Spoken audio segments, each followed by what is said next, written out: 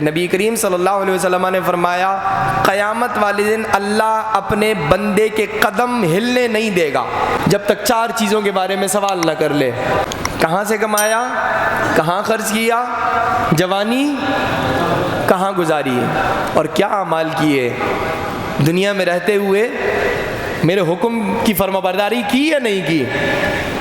جب تک آپ جواب نہیں دیں گے تب تک آپ کے قدم وہاں سے ہلنے والے نہیں ہیں، ہلنے نہیں دیا جائے گا، جم جائیں گے، قدم اٹھائے نہیں جائیں گے۔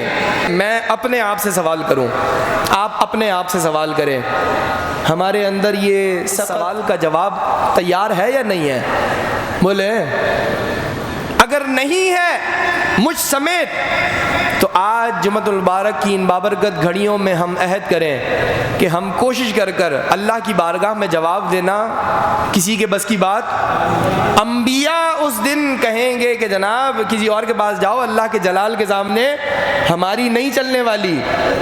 وہ فقط کائنات میں ایک ہی ہستی ہے، اللہ کے جلال کو جمال میں تبدیل کرنے والی ایک ہستی ہے، وہ کون ہے؟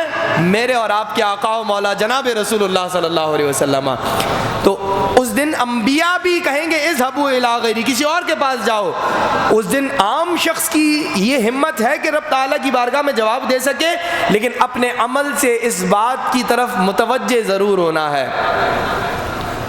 وَلِمَنْ خَافَ مَقَامَ رَبِّهِ جَنَّتَانِ، قرآن نے کہا کہ اس کے لیے دو جنتیں ہیں جو اپنے رب کے سامنے کھڑے ہونے سے فقط ڈر گیا۔